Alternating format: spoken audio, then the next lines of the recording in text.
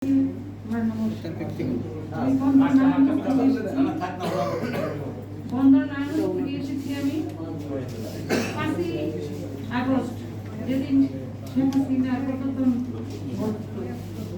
ঠিক ৩টার সময় আমি একটা দোকান, আমি ৪ মাস যাবত দোকানটা আমার বাইরে থেকে আমি ৪ মাস যাবত যদি দোকানটা আমি এত সুন্দর করে সাজাইছি, এত মাল দিয়ে আমি করছি, সেই দোকানটা আমার লুটপাট করে সব তছনছ করে দিয়ে শেষ করে দিছে।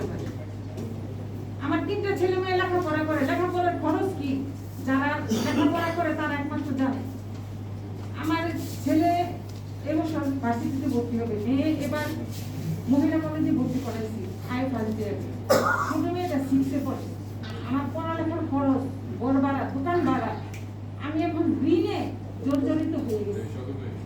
কারণ আমি দোকানটা দিয়েছি যে আমি 5 লাখ টাকা ঋণ করছি তখন, আর দোকানে মাল ছিল আগের বাইরের প্রায় 10 লাখ টাকার মতন মাল ছিল দোকানে।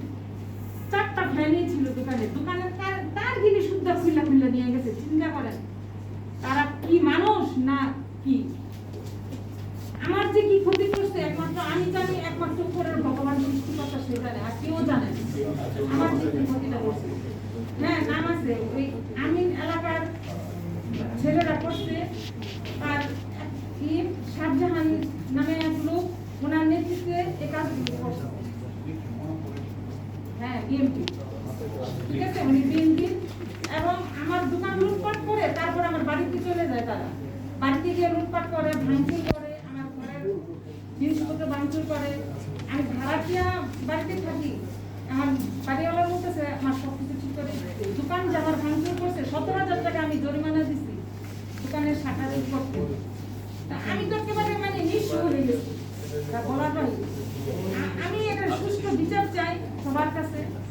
হ্যাঁ, সবার কাছে আমি সুষ্ঠু বিচার চাই। আমার বাড়িতে গিয়ে আমার মার উপরে আঘাত করছে, আমার মন্দির ঘরে লাথি দিচ্ছে, মন্দিরের জিনিসপত্র সব ভাঙচুর করছে, যা করছে বলার বাইরে। 30-40 জন আমার বাসায় গিয়ে হামলা করছে। 30-40 জন যদি একটা বাসায় যায় তাদের মনের অবস্থা কি থাকতে পারে? থাকতে পারেন আপনারা? যে এই জিনিসটা ফেস করে সে একমাত্র সেই বুঝতে পারে তার ফ্যামিলি যে কি অবস্থা ছিল। ঠিক আছে, আমি এটা সুষ্ঠু বিচার চাই। এবং আমার ভাইয়ের নামে মিথ্যা মামলায় সে 3 মাস যাবত বাড়িতে থাকতে পারতেছে, তাদের কারণে মিথ্যা মামলা দিয়ে রাখছে আমার ভাইয়ের নামে।